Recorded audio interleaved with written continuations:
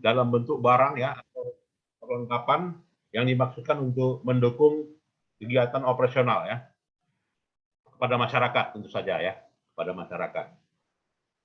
Nah, persediaan ini bisa berupa ya supplies ya atau barang perlengkapan dalam rangka kegiatan operasional atau barang perlengkapan dalam kegiatan produksi ya atau barang dalam proses produksi atau barang yang disimpan dijual kepada masyarakat dalam rangka kegiatan pemerintahan. Nah, ini 4 kategori persediaan ya menurut catatan PSAP.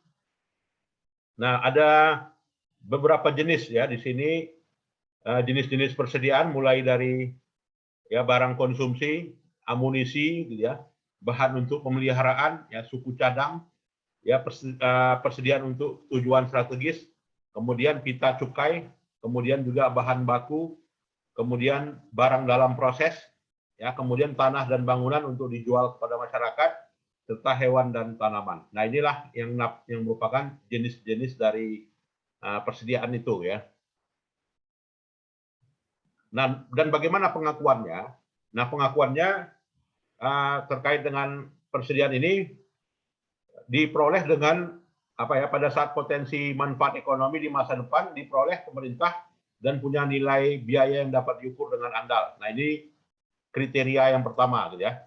Kemudian pada saat diterima atau hak kepemilikannya itu penguasaannya bisa berpindah dan juga nilainya dapat diukur secara andal. Nah, ini kriteria pengakuan ya. Kemudian kriteria pengukuran. Nah, untuk pengukurannya bisa dilakukan dengan cara mengukur biaya perolehan ditambah dengan persediaan yang diperoleh dengan pembelian, maka itu pengakuan untuk melakukan pengukuran ya, harga pembelian ditambah biaya pengangkutan, ditambah biaya penanganan, dikurangi potongan harga dan dikurangi rabat. Nah, itu kalau kita menentukan biaya perolehannya ya. Kemudian juga ketika persediaan itu diproduksi, hasil dari produksi, maka hasil dari produksi itu dipertimbangkan yang namanya biaya langsung dan biaya tidak langsung. Jadi itulah namanya hasil dari produksi, gitu ya. Kemudian juga nilai wajar, yaitu berdasarkan pada nilai tukar ya, yang diukur secara wajar. Nah, ini cara pengukuran nilai persediaan ya menurut PSAP. Dan metode yang diakui ya metode yang diakui adalah metode FIFO ya dan juga metode rata-rata. Nah, jadi LIFO tidak diakui di sini. Atau metode weighted average cost atau juga metode the lower cost of the lower market tidak juga diakui ya. Jadi PSAP masih mengakui FIFO dan rata-rata tertimbang ya. Atau juga harga pembelian terakhir apabila setiap unit persediaan nilainya tidak material dan bermacam-macam jenis. Nah, itu harga pembelian terakhir diakui.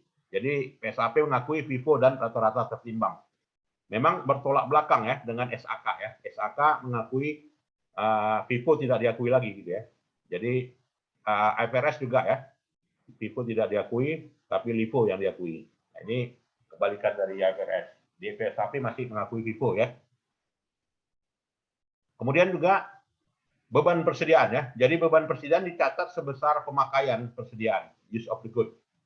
Kemudian perhitungan beban persediaan dilakukan dalam rangka penyajian laporan operasional. Ya, kemudian dalam hal persediaan dicatat secara perpetual, maka pengukuran pemakaian persediaan dihitung berdasarkan catatan jumlah unit yang dipakai dikalikan per unit sesuai dengan metode penilaian ya. Dalam hal pencatatan persediaan dicatat secara periodik, maka pengukuran persediaan dihitung berdasarkan pada inventarisasi fisik, yaitu dengan cara saldo awal persediaan ditambah pembelian atau perolehan persediaan dikurangi dengan saldo akhir persediaan ya. Kemudian juga pada akhir periode akuntansi catatan persediaan disesuaikan dengan hasil inventarisasi fisik. Nah, pengungkapannya bagaimana? Nah, pengungkapannya, nah di sini kebijakan akuntansi ya dipergunakan sebagai mengukur persediaan ya. Dan penjelasan lebih lanjut tentang persediaan seperti barang atau perlengkapan yang digunakan dalam pelayanan masyarakat ya atau perlengkapan yang digunakan dalam proses produksi, barang yang disimpan untuk dijual atau diserahkan kepada masyarakat, dan barang yang masih dalam proses produksi ya untuk dijual kepada masyarakat. jenis, jumlah, nilai persediaan dalam kondisi rusak atau tidak rusak. Nah, itulah yang terkait dengan penyajian PSAP persediaan ya. Jadi kesimpulannya ya, metode yang diakui adalah metode FIFO dan juga metode EPREG ya di dalam PSAP. Walaupun ada 8 metode yang lain gitu ya. Jadi 8 metode yang lain kalau dalam IFRS ya, 8 metode itu diakui ya. Ada yang mau kita diskusikan? Silakan.